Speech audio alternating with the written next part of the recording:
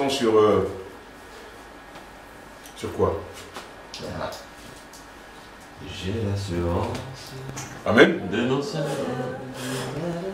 Dans la présence du Seigneur Jésus, son sang m'a lavé, m'a racheté, et l'Esprit Saint m'a régénéré. C'est mon histoire, c'est la motion. Louez mon sauveur à chaque instant. C'est mon histoire, c'est la motion. Louez mon sauveur à chaque instant. Amen. Antoine, est-ce que je peux vous partager quelque chose que j'ai vu l'autre jour sur le sujet? Mais bien évidemment. Oh, j'ai vu ça. Si je pouvais perdre mon salut, je l'aurais fait. Bon. C'était juste sur quelqu'un a écrit ça. Si je pouvais, je l'aurais fait. On le ferait tous. D'accord. Si c'était à nous de garder le salut. Oui, bien sûr. On perdait ça bien sûr, vite fait. Bien sûr. Heureusement, mais c'est pas ça, c'est la grande différence qu'il y a entre... mais avant de nous jeter substantiellement dans la discussion, je vais demander quand même à ma sœur et bien-aimée, Aliana, de nous conduire dans la sainteté du Seigneur afin qu'il bénisse le moment que nous allons partager ensemble. Non, il n'y a pas de oh là là. Prions. Cher Père, merci de nous avoir réunis ici ce matin. Bénis le culte qui va suivre et les mots qui vont sortir de la bouche d'Antoine. Et voilà, Amen. Amen. Donc, qu'il bénisse le culte, parce que bon, c'est papa qui va prêcher, mais pas l'étude que moi j'ai fait. Elle a pris pour ta bouche. Donc, oh, les mots qui sortiront de ma bouche ne seront pas les miens. Raffinez comme on essaye, brûlez. Merci, merci ma soeur. Donc, je disais tantôt, effectivement, vous avez suivi ce que le pasteur disait, si on pouvait perdre le salut, on ne perd pas le salut. Effectivement, si le salut venait de l'homme, il n'y aurait même pas d'assurance. Parce que l'homme est rebelle, l'homme est infidèle. Hein? À la moindre incartade, à la moindre méchanceté, il retirerait son salut. N'est-ce pas? Mais Dieu, il est fidèle. On ne perd pas le salut. C'est ce qu'on a vu dernièrement, parce qu'il y a là-dessus, la doctrine est partagée. Par la doctrine, il faut entendre les auteurs. Les auteurs qui ont écrit sur le sujet sont partagés, sont divisés. Il y a une part des auteurs pensent qu'on peut perdre le salut parce que d'après eux, il y a deux catégories de péchés. Il y a le petit péché et il y a le péché le plus grave. Donc, lorsque le péché est plus grave, on peut perdre son salut. Et d'autres disent non. D'autres disent on ne peut pas perdre le salut parce que le salut nous est garanti, nous est assuré par Dieu lui-même. Amen. Et nous allons continuer. En effet, lorsque l'homme pécheur se convertit à Christ, l'Esprit Saint de Dieu le régénère, comme nous venions de le chanter, et il est né de nouveau par la vertu de l'Esprit au moment où il croit. L'Esprit Saint de Dieu vient établir sa demeure en lui. Il est baptisé du Saint-Esprit et l'Esprit l'ajoute au corps de Christ. La Bible déclare dans la première épître aux Corinthiens, en son chapitre 12, et au verset 13, je cite, « En effet, que nous soyons juifs ou grecs, esclaves ou libres, nous avons tous été baptisés dans un seul esprit pour former un seul corps, et nous avons tous bu à un seul esprit. Le croyant est scellé du sceau de l'esprit pour le jour de la rédemption. À cet effet, on peut lire dans l'épître aux Éphésiens, au chapitre 4, et au verset 30, je cite, « N'attristez pas le Saint-Esprit de Dieu, par lequel vous avez été marqués d'une empreinte pour le jour de la libération. » Il faut noter que tous ces dons de grâce de Dieu dont le croyant est l'heureux bénéficiaire sont définitifs et que même dans les Écritures, aucun indice ne permet d'affirmer que le chrétien pourrait être privé de sa nouvelle naissance, que le Saint-Esprit pourrait le quitter, que le chrétien pourrait être détaché du corps de Christ, ou que l'Esprit pourrait effacer la marque de son sceau par lequel il est scellé. Ceux qui vous racontent le contraire de ce que je viens de dire sont dans l'erreur. Nous sommes scellés une fois pour toutes. Et ce sceau est garanti par qui? Par Dieu lui-même, qui nous scelle dans le Saint-Esprit. En chaque chrétien, visiblement on ne le voit pas, mais chaque chrétien porte l'empreinte du sceau de l'Esprit. Le sceau, le tampon étant l'Esprit Saint de Dieu lui-même. C'est une marque qui est en nous, l'Esprit Saint de Dieu. C'est la marque de Dieu en nous. C'est le tampon, c'est le cachet. On sait que sur le front d'Aliéna, sinon dans le cœur d'Aliéna, il y a le sceau, il y a la marque indélébile, définitivement acquise. Et Dieu nous le garantit. Dieu nous l'assure. Ça ne vient pas de notre pasteur, ça ne vient pas de mon frère Robert, ni de mon frère Martin, mais c'est de Dieu qui nous l'assure. Autrement, Roberto se serait fâché avec ma sœur Aliana qu'il retirerait son salut, n'est-ce pas? Parce que si le salut venait de l'homme, à chaque instant qu'on se mettrait en colère, on retire son salut. Mais Dieu n'est pas comme ça. Mais il faut aussi le savoir, que le fait, pour un chrétien, d'être né de nouveau, ne veut pas dire qu'il ne peut plus pécher. Non, nous tombons tous à un moment ou à un autre. Et comme je l'ai toujours dit, Dieu a pourvu à l'homme le moyen le plus efficace de se relever, à savoir la repentance. Lorsque vous vous repentez d'un cœur sincère, le sang de Christ est là pour effacer le péché. Mais ce n'est pas, comme je l'ai dit dimanche dernier, une autorisation, une licence pour continuer à pécher tout le temps.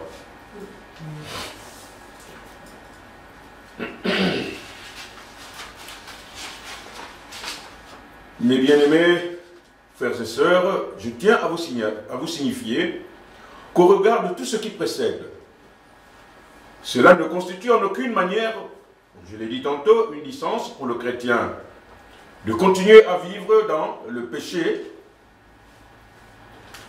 C'est vrai, le chemin de la sanctification est long et parfois juché d'obstacles. Mais qu'à cela ne tienne, nous devons nous y efforcer à marcher chaque jour dans la sainteté afin de ne pas se voir être disqualifié et perdre sa récompense.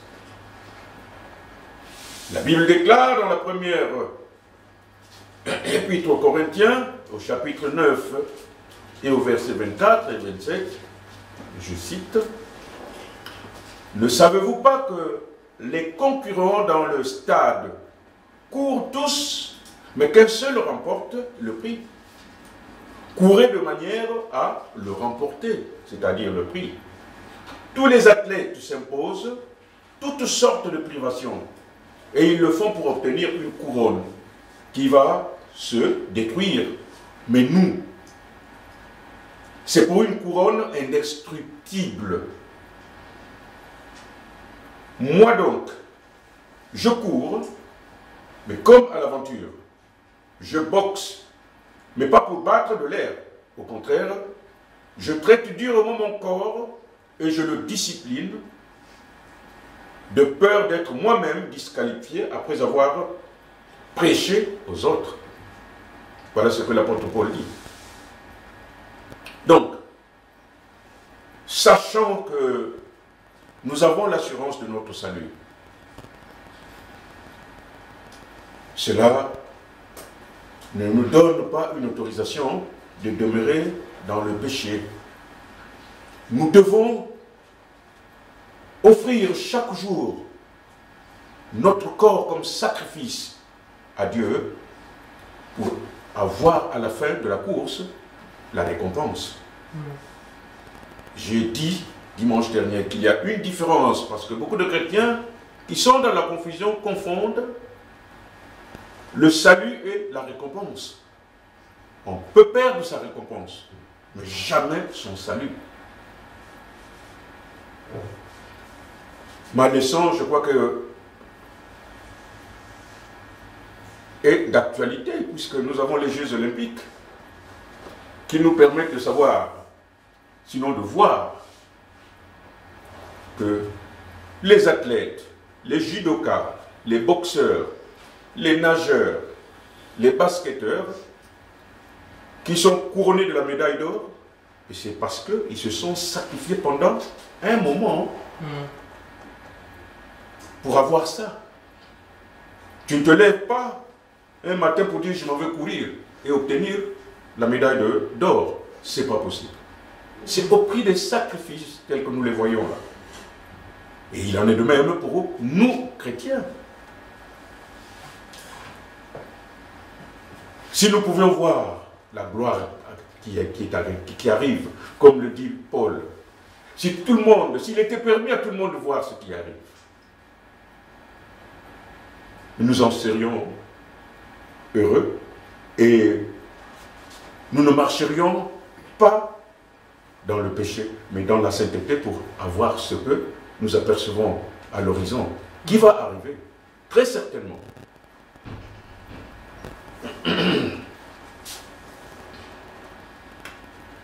En effet, puisque nous connaissons toutes les promesses accordées aux enfants. Oui, Martin? Je t'ai vu lever les... Et là.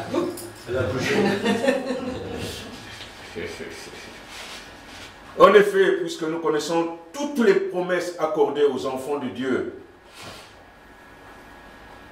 demandons à l'Esprit Saint de nous conduire dans la vérité afin d'éviter d'être repris, tout comme Pierre fut repris par l'apôtre Paul lui-même.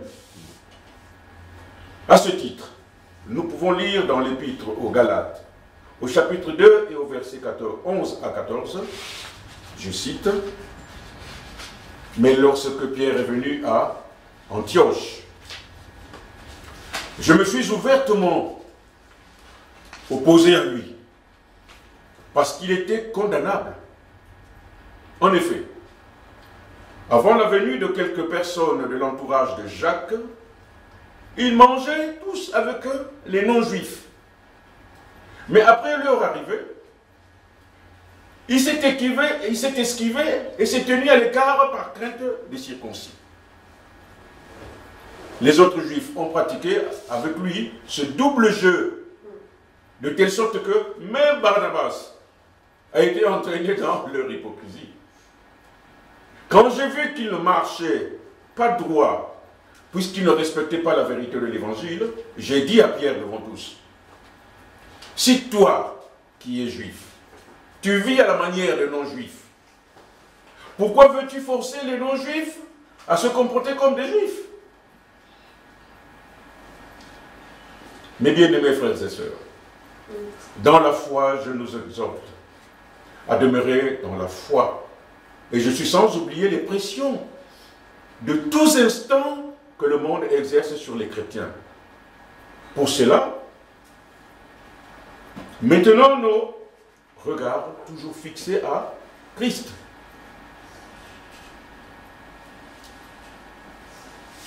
J'aime bien ce passage de l'apôtre. Pierre a fait montre d'une hypocrisie. Et nous-mêmes aussi, par nos comportements de chrétiens, nous pouvons être amenés à induire les autres chrétiens en erreur. Et c'est ce que Pierre a fait. Il a entraîné même le pauvre Barnabas dans son hypocrisie. Il mangeait avec les non-juifs. Où est le problème? Il n'y a pas de problème à manger avec les non-juifs, avec les incirconcis. Et quand il a vu les Juifs arriver, il s'est détaché de ce groupe-là. Pour dire que lui, il est toujours, qu'il marche toujours dans la sainteté, dans la pureté. Mais pourquoi te détacher du groupe? Et qu'est-ce qu'il y a de mauvais à être dans ce groupe des incirconcis? Il n'y avait rien de mauvais. Et le pauvre Barnabas, qui n'était pas sûrement faible dans la foi, qu'est-ce qu'il a fait? Il s'est comporté lui aussi comme Pierre. Et l'apôtre Paul n'a pas tardé. L'a repris. Il dit, tu es condamnable de ce que tu fais. Donc nous aussi, nous sommes condamnables. Oui, ma soeur. C'est justement intéressant de noter que ce n'était pas que Pierre, c'était Pierre qui commence. Ensuite, il y a d'autres juifs qui le suivent. Il y a même Barnabas. Il dit même Barnabas, qui savait mieux normalement, le suit. Et donc, quelquefois, il faut vraiment faire attention à ce que nous enseignons ou faire, parce qu'on peut entraîner les autres dans le péché. Amen. Et c'est grave. Ouais. Et c'est en cela que nous sommes jugés par le monde. N'est-ce pas? Nous sommes jugés soit positivement ou négativement par le monde au travers de nos attitudes de tous les jours. C'est pourquoi nous devons offrir chaque jour notre corps comme sacrifice à Dieu. Mais cela signifie quoi? Cela signifie que malgré les pressions, malgré les choses du monde qui font qu'à un moment ou à un autre, nous chutons, nous devons éviter de chuter. Je sais que ma soeur Chen, quand elle passe devant une confiserie, quand elle passe devant une chocolaterie, mais elle se dit non, non, non, non. C'est vrai. N'est-ce pas? Ouais. La chair est tentée de l'entraîner vers la chocolaterie, mais l'esprit lui dit attention, Chen. Attention, Chen. Et à ce moment-là, il se dit, qui vais-je écouter? Est-ce ma chair ou bien mon esprit? Nous opérons tous les jours ce choix-là. Du bien ou du mal. Oui, pasteur. Ce que Amy nous a dit, c'est intéressant parce que il y avait le péché, mais c'était pas, on dirait, un péché grave ou violent, où il y avait quelque chose, une action terrible qui choque. À la base, c'était un manque d'amour pour son prochain. Amen. Et donc finalement, c'était l'amour pour mon prochain, mais qui a semé un problème d'unité. Il n'y avait pas de vol, il n'y avait pas de bagarre, mais le monde pouvait dire, mais ils ne sont pas unis. En fait, ce n'est pas une famille. C'est un problème de comportement. Je pensais que c'était une famille. Je pensais qu'ils étaient unis ensemble. Amen. Mais finalement, il y a une différence entre les juifs et les non-juifs. Amen. Donc à la base, ils avaient du mal à pratiquer l'amour pour son prochain. Donc parfois, ça peut être un péché discret. Mais c'était le plus grand péché, la commandement le plus grand, d'aimer ton prochain comme Dieu. Amen. Et donc, finalement, ça peut être pas grave, mais si ça sème de la division, c'est une offense grave. Effectivement, parce que... Et l'Esprit Saint était attristé. Amen. Parce qu'il veut nous unifier dans en un seul corps. Oui. Donc, il n'y avait pas de corps. C'était encore très brisé. Et l'homme de la rue qui voyait ça a dit quoi? Mais nous pensions que c'était une famille, qu'ils étaient unis, mais ils sont divisés. Voilà. Alors que Jésus-Christ est venu abolir ce mur de séparation entre les circoncis et les incirconcis. Ce mur de séparation a été détruit par le sang de Christ, qui est venu nous unir. Il n'y a plus de circoncis ou des incirconcis d'un ou de l'autre côté. Nous avons tous été baptisés d'un seul et même esprit. Et c'est la même chose avec les églises différentes. Ça, bien sûr, il y a des églises extrêmes qui ne sont pas chrétiens, on doit le laisser à côté. Mais sur Paris, quand on a fait l'évangélisation, pour commencer, c'était une dénomination des États-Unis, le Southern Baptist, c'était les entraîneurs et tout ça. Mais ils ont utilisé l'église d'une église pentecôte. Et donc, il y avait des autres personnes des autres églises. Il n'y avait pas assez de francophones qui sont venus pour traduire, pour aider avec le français. Sinon, cette équipe de la même un peu théologie, mais elle n'avait pas la capacité de parler le français. Donc, enfin, à la fin on continue, mais après 10 jours, on voit que vraiment il y a quelques églises différentes qui deviennent ensemble pour faire le travail, parce qu'ils n'avaient pas assez tout seul. Donc je crois Dieu un peu a forcé ça, et on voit que enfin Dieu est devenu le leader. Amen. Avec cette variété. Au début, c'était vous devez être là avec la Bible, c'était un peu trop. Et enfin, c'était tout mélangé parce que le policier a arrêté des choses et c'était beaucoup mieux. Dieu a changé tout ça. Il y avait l'évangélisation plus libre, plus spontanée.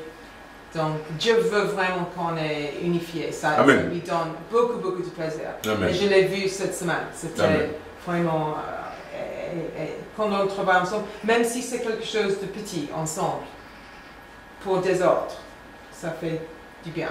Amen. Amen. Par rapport au passage que nous venons de voir de Pierre, qui s'est mal comporté et qui s'est fait reprendre par l'apôtre Paul, nous sommes nous-mêmes aussi parfois victimes, ou bien nous faisons l'objet de la même chose, comme Pierre. Nous induisons les autres en erreur à un moment ou à un autre.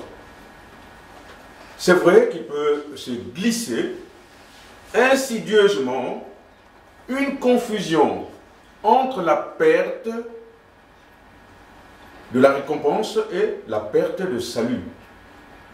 Je dis bien, il peut se glisser insidieusement une confusion. Les gens peuvent confondre la perte du salut et la perte de la récompense. La récompense, on la perd, mais pas le salut.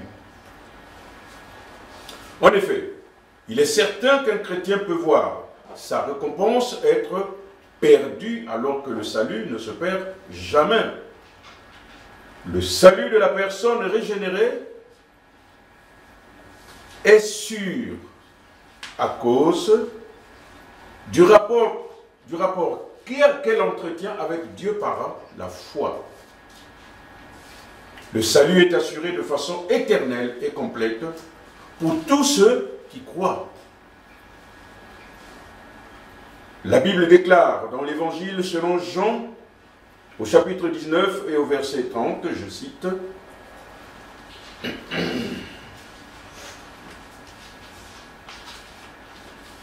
Amy, s'il te plaît, tu peux nous donner lecture de ce passage? Jean 19, 30, c'est ça? Oui.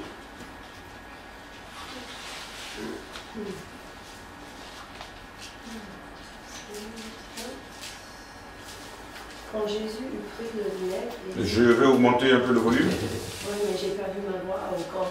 Quelqu'un d'autre. C'est vrai? Ok. Bon, mais vas-y quand même. À nous d'augmenter le volume de nos oreilles. Quand Jésus eut pris le vinaigre, il dit, tout est accompli. Puis il baissa la tête et rendit l'esprit.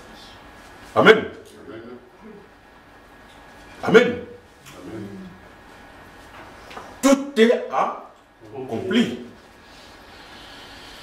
Et qu'est-ce qu'il y a à venir rajouter des choses dessus? Qu'est-ce qu'il y a à vouloir venir retrancher les choses? Il a tout accompli pour nous. Et nous avons cette assurance par Dieu. Mais je pense que souvent, des jeunes chrétiens qui ne sont pas matures, ils ont besoin d'être formés comme disciples. Ils ne voient pas vraiment qu'est-ce que ça veut vraiment dire. Donc, par exemple, dans la rue hier, il y avait deux filles, et la grand-mère était chrétienne. On a prié qu'ils deviennent chrétiens. Donc, c'est un bon début, mais ils ont besoin de beaucoup plus. On peut dire, oui, ils ont prié, mais est-ce qu'ils sont sauvés? Dieu le sait. Et donc, mais dans la tête de cette fille, oui, mais on a prié, la prière, on est sauvés. Donc, c'est tellement important qu'on est dans une église, c'est notre travail de former les disciples, de faire sûr qu'ils comprennent, qu'ils ont les racines en Jésus. Amen. Parce que le danger, oui, on a prié pour moi, oui, je me suis fait baptiser même. Mais c'est notre responsabilité, pas seulement toi et Lance, mais nous tous, avec nos amitiés, avec les prières pour les uns les autres, qu'ils sont bien en Christ. Mais je suis tout à fait d'accord pour cela. Mais tout dépend de la volonté de chaque chrétien. Est-ce que tous les chrétiens qui se disent nés de nouveau ont la même soif que nous avons à venir écouter notre pasteur, à venir écouter les études? Comme tu le dis, les gens pensent que bon, ça suffit parce qu'on est sauvé. Oui, mais il faut grandir dans la foi. Il faut croître. Le pasteur nous a dit la semaine dernière, en citant Jean 15, sur le vrai cep. Je suis exactement sur ça. Ce sont les grands esprits qui se sont croisés. C'est Dieu, c'est Dieu. Amen. Je peux parler un peu de France parce que je pensais donc sur le train pour Paris jeudi ou vendredi. J'ai regardé sur Facebook comment on fait, de moins en moins sur Facebook. Mais de temps en temps, ils mettent une photo de la passée sur Facebook. Et sur la photo, c'était un jeune homme de 19, 20 ans. Il était baptisé dans notre piscine en Californie. Il est devenu chrétien. Il était d'une famille chinoise et athée. Et donc, je l'ai enseigné dans une école chrétienne. Donc, c'était vraiment précieux qu'il est devenu chrétien. Mais il est venu nous revisiter une année après.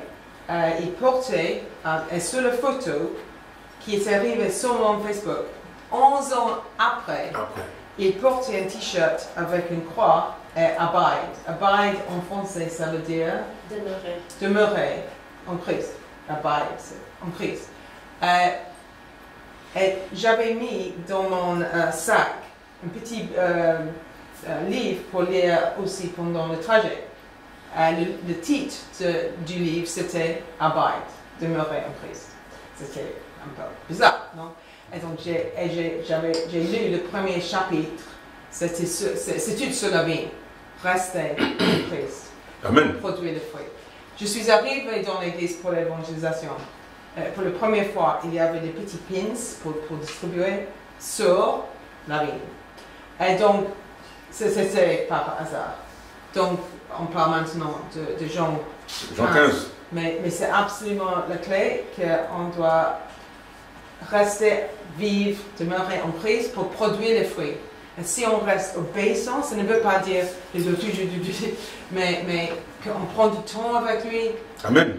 C'est pas que chaque fruit va être la même chose dans toute nos vies, on est différents. Mais qu'on va produire les fruits si on fait confiance, mais sans Christ, on est comme une branche abandonnée. On doit rester. Amen. On doit encourager les uns les autres. Il y a des moments quand on veut vraiment finir. Donc, des fruits abondants avec Christ. Mais pour cela, oui, pasteur, tu veux dire? Non, ça va. Donc, je disais, pour cela, il faut que le chrétien lui-même sente le besoin de croître. Parce qu'en parlant de Jean 15, Christ lui dit, je suis le vrai cep, et mon Père est le vigneron. tout sarment qui produit de fruits, qu'est-ce que le vigneron fait? Il les monte. Il taille pour qu'il en produise davantage de fruits. Mais le sarment qui ne produit pas de fruits, qu'est-ce que le vigneron fait? Il le retranche du tronc principal. Et pourquoi? Parce que lui qui ne produit pas de fruits bénéficie de la sève du grand tronc qui devait être réservée à tous ces sarments-là qui produisent de fruits. La parole de Dieu nous dit, le vigneron vient, il coupe tous ces sarments qui ne produisent pas, il les jette. Ils sèchent au soleil et ils attendent à être mis au feu. Donc, en ce qui nous concerne, le fait de savoir qu'on est né de nouveau ne suffit pas.